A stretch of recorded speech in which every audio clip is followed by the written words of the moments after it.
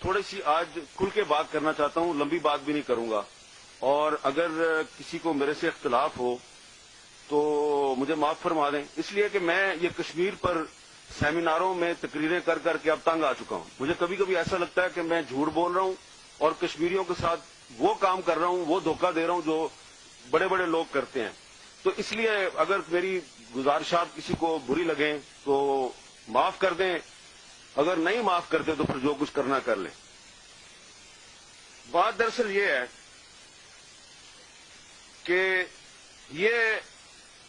جو سلسلہ چل رہا ہے خاص طور پہ 5 اگست 2019 کے بعد سے، اس کے بعد جمعے کے جمعے ایک احتجاج کا سلسلہ شروع کیا تھا وزیر اعظم عمران خان نے، اب وہ سلسلہ بھی بند ہو چکا ہے۔ یہاں پر پی ڈی ایم سے بھی شکوہ شکایت کیا گیا ہے۔ تو اگر یہاں پہ وزیر اعظم آزاد کشمیر راجہ فاروق حیدر صاحب موجود ہوتے تو میں زیادہ کھل کر بات کرتا، لیکن اب وہ کیونکہ موجود نہیں ہے تو وہ ایک بہت اعلیٰ سطحی اجلاس تھا جو 5 اگست 2019 سے 3 دن پہلے منعقد ہوا اسلام آباد میں۔ اس اجلاس میں راجہ فاروق حیدر صاحب کو یہ بتا دیا گیا تھا کہ اگلے 2-3 دن میں مقبوضہ جموں کشمیر میں کیا ہونے والا ہے۔ اس میں 370 کی بھی بات ہوئی، اس میں 35A کی بھی بات ہوئی، لیکن راجہ صاحب نے جو بتایا، جو کہا کہ جناب اس کو کاؤنٹر اس طریقے سے کرنا چاہیے، تو ان کی بات نہیں مانی گئی۔ تو میری اب گزارش ہے راجہ فاروق حیدر صاحب سے کہ ویسے بھی آپ کی حکومت کی مدت پوری ہونے والی ہے، تو تھوڑی ہمت کریں، آپ اصلی کشمیری بنے، ذرا قوم کو بتا دیں کہ اس اجلاس میں کون کون موجود تھا، آپ کو کس نے کیا بتایا اور آپ نے کیا جواب دیا، تاکہ پتہ چلے کہ یہ کوئی اچانک نہیں ہوا سب کچھ،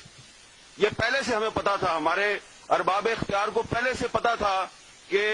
مقبوضہ جموں کشمیر میں بھارت کے عزائم کیا ہے، وہاں پہ 370 بھی سسپینڈ ہونے والا ہے، وہاں پہ 35A بھی ختم ہونے والا ہے، اور ان کا منصوبہ کیا ہے۔ اور اس کے بعد جب وہ ہو گیا تو پھر آپ نے دیکھا کہ آپ کی فورن پالیسی جو ہے وہ جس طریقے سے ناکام ہوئی، اس کا ذکر یہاں پہ ہوا ہے۔ اب آ جائیں پی ڈی ایم پہ۔ پی ڈی ایم نے 20 ستمبر 2020 کو ایک اے پی سی کے بعد ایک اعلامیہ جاری کیا۔ اس اعلامیے میں انہوں نے کشمیر کے ساتھ اظہار یکجہتی تو کیا، لیکن ساتھ ہی ساتھ انہوں نے ایک اور جو کلاس تھی اس میں گلگت بلتستان کے حوالے سے جس طریقے سے انہوں نے بات کی، تو ایسے لگ رہا تھا کہ یہ بھی ایک ڈکٹیٹڈ قسم کا وعدہ جو ہے وہ شامل کر رہے ہیں، کیونکہ آپ کے آئین کا جو آرٹیکل 257 ہے وہ یونائیٹڈ نیشنز کی ریزولوشن کی بات کرتا ہے کہ یونائیٹڈ نیشن کی ریزولوشن کی روشنی میں مسئلہ کشمیر حل ہونا چاہیے۔ تو ایک طرف تو ہماری حکومت جو ہے وہ مشرف دور سے آؤٹ آف باکس سولوشن تلاش کر رہی ہے، انہوں نے بھی اس کی خلاف ورزی کی۔ دوسری طرف جو پی ڈی ایم کی 2 جماعتوں نے جس طریقے سے الیکشن مہم چلائی گلگت بلتستان کے انتخابات میں کہ ہم گلگت بلتستان کو صوبہ بنائیں گے جی پاکستان کا، آپ بالکل گلگت بلتستان کے آئینی حقوق کی بات کریں، آپ ان کے رائٹس ان کو ضرور دیں، لیکن جس طریقے سے آپ نے وہ کمپین چلائی تو یو این ریزولوشن کی جو دھجیاں بکھیر دی آپ نے بھی، حکومت نے بھی اس کی پرواہ نہیں کی، حکومت بھی وہی کام کر رہی ہے۔ وزیر اعظم صاحب جا کے وہاں پہ اعلان کر رہے ہیں کہ میں اس کو صوبہ بناؤں گا، اور اپوزیشن کی 2 پارٹیاں بھی یہی اعلان وہاں پہ کر رہی ہیں۔ تو اس لحاظ سے دیکھا جائے تو حکومت اور اپوزیشن کی 2 بڑی پارٹیوں نے جو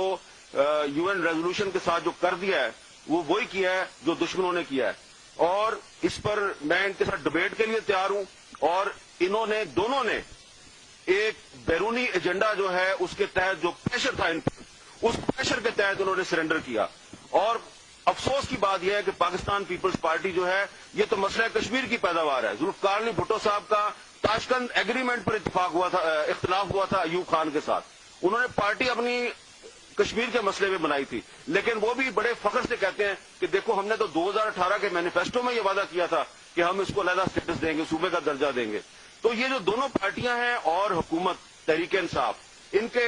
کشمیر پالیسی میں کوئی فرق نہیں ہے، ان میں سے جو بھی حکومت میں آئے گا وہ کشمیر میں یہی کچھ کرے گا۔ اب سب سے بڑی بات جو ہے وہ یہ ہے کہ اب آ رہا ہے آزاد کشمیر کا الیکشن۔ اب آزاد کشمیر کے الیکشن میں بھی آپ دیکھیں گے تھوڑے دنوں میں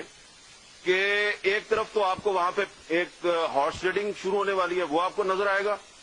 ایک اور تماشا بنے گا کشمیریوں کا، اور پھر کشمیر، آزاد کشمیر کو بھی پاکستان کا صوبہ بنانے کی کوشش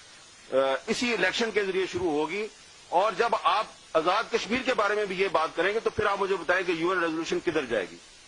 ہم سارے یہاں پہ جو اکٹھے ہوئے ہیں، ہم سب کا اتفاق ہے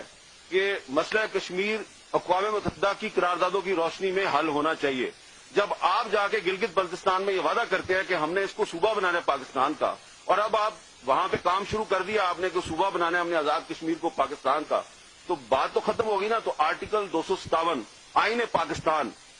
اس کی آپ سب خلاف ورزی کر رہے ہیں. یہ تمام جو بڑے بڑے ہمارے لیڈر ہیں، ارباب اختیار ہیں، جو بڑے فخر سے کہتے ہیں کہ ہم صوبہ بنائیں گے گلگت بلتستان کو، اور اب آزاد کشمیر میں بھی یہ بات شروع ہو گئی ہے. اسی لیے اسپیکر آزاد کشمیر اسمبلی شاہ غلام قادر صاحب جو ہیں، انہوں نے پچھلے دنوں مظفر آباد میں اس کی مذمت کی ہے کہ اگر میری بھی پارٹی نے یہ کام شروع کیا تو میں اس کا ساتھ نہیں دوں گا. اور اب ایک اور بات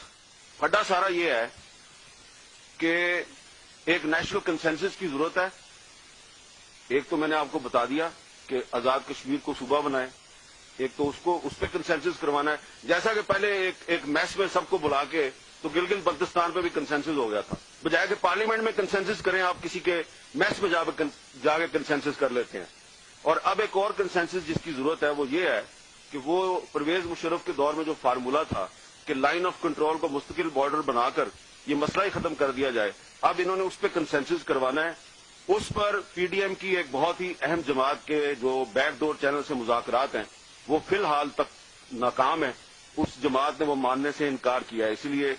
بڑا شدید ہو گیا. لیکن اگر 5 فروری کو جیسا کہ